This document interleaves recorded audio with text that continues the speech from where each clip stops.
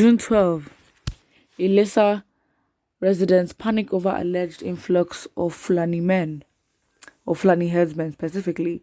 There was panic in Ilesha, Osun State, on Friday over the alleged influx of Fulani herdsmen in the town. In the wee hours of Thursday, it was believed that some Fulani herdsmen were dropped from trucks coming from the north on the streets of Ilesha ahead of the June 12 protest. Reliable sources told Daily Post that there were heavy gunshots across the town, a development that kept residents awake and panicked. However, in their defense, some youths in the town started a bonfire across all streets and major roads as their readiness against an attack.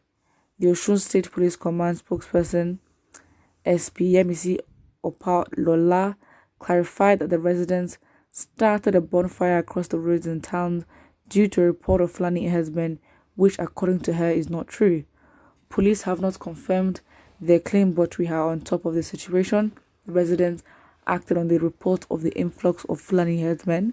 Also speaking, the special advisor to the governor on security, Mrs. Abiodun Ige, said the police have gone round and they didn't see anything like an invasion, but people were just apprehensive and on defensive mood.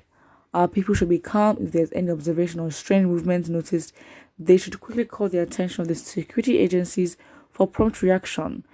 They shall assure the people of the state safety, saying that the security agencies are on top of every situation. But then do you really know what you're saying though? Because you say that the people should be calm, and if there's any strange movement, they should quickly call the attention of security agencies. The fact is, they did not call on you. They made their own bonfire to defend themselves. Doesn't that say something? Exactly. So again, it just shows that if they're in any kind of situation, you will not be the first person that they'd call, because you've not proven to be consistent in fixing their issues. So now they raise this thing up. Of course, there's a limit to what they can do, because again, they cannot have, well, realistically, ideally, they should not, the people should not necessarily have as much arms as the military would have to defend themselves.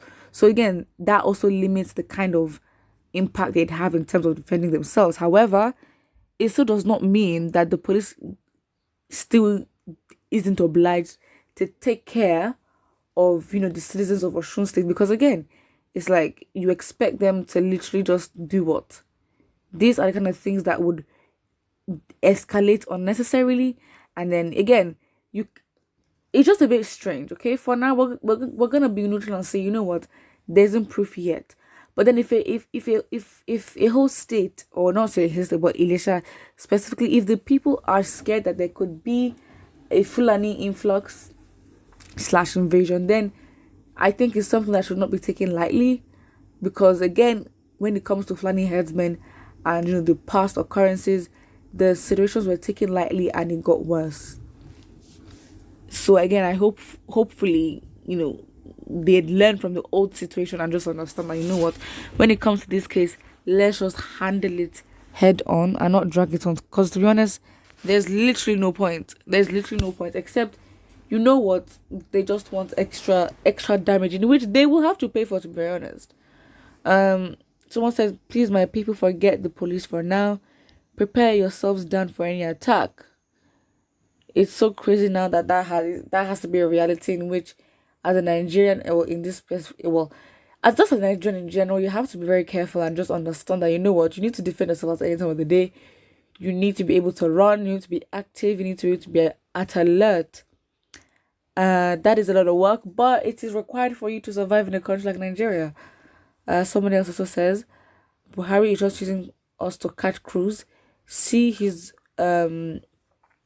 lack of concern if everyone dies. That being said, those Fulanis have the mind that they left their territory to terrorize us here, and forget our president said we should defend ourselves.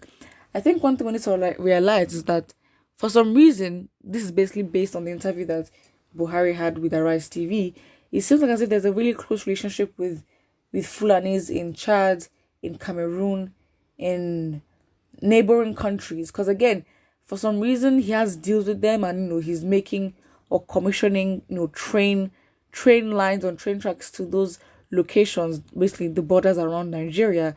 in which Nigerians were like, why are you focusing on them as much? So again, I think that relationship that he claims that he has, because again, he literally gave us a history lesson saying that, you know what, we have brothers in Cameroon, we have brothers in Niger, we have brothers in Chad. Like, okay, we didn't ask though.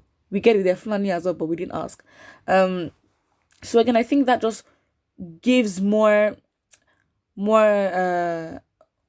backing towards the claims that, you know what, these Fulanis that are the Fulani herdsmen are non-Nigerians that are from neighboring countries and are terrorizing the people, and they have the confidence to do so because our own president is having some kind of connection with other neighboring country presidents, in which they can be freely allowed to come into the country, and for the fact that they're not even being held responsible for the atrocities they've done on the basis of brotherhood and all that, it's so sad. But again, I think Buhari confirming that there are connections with Chad and all that just proves that the Fulani has been are non-Nigerians, and that's it. I'm just highlighting that because a lot of people did have doubts if it was actually, you know, non-Nigerian Fulani husband that was terrorizing the people.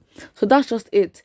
So again, you know, the Fulanis having the mind or the audacity to leave their country may not necessarily be the case. For, as this person has commented here, it may just be that because our governor or president has a relationship with those countries, that literally gives them the confidence. He's the one. He's the one. You see, finish. He gives them the confidence to feel like they can come in here and do what he wants or do what they want, because for some reason it's justified. And this brotherhood thing of Fulani, please, Fulanis, they're spread across the whole West African continent. I mean, West African part of the continent. So again, it's just like, at this point, it's a genetic thing, and if you're lucky, it can be very distinct in terms of your phenotype, and that's just what it is. That's all it is, being Fulani. Again, it's just very much complicated because again, it's a lot of separation. So who is part of what country? We are very diverse as Africans, and I think country division and using that as a base for identity is not entirely accurate. So again, I guess that's just it. Someone says no one should listen to Nigeria's police. Well, I mean, what can you really say? You have to use everything that you have to defend yourself, and if the police if they're willing to step up, I guess you're gonna have to, you know, listen to them. Yeah, that's just it. So yeah, put what you think about this. What do you think the people of Ilesha should do? And do not forget to like and also subscribe.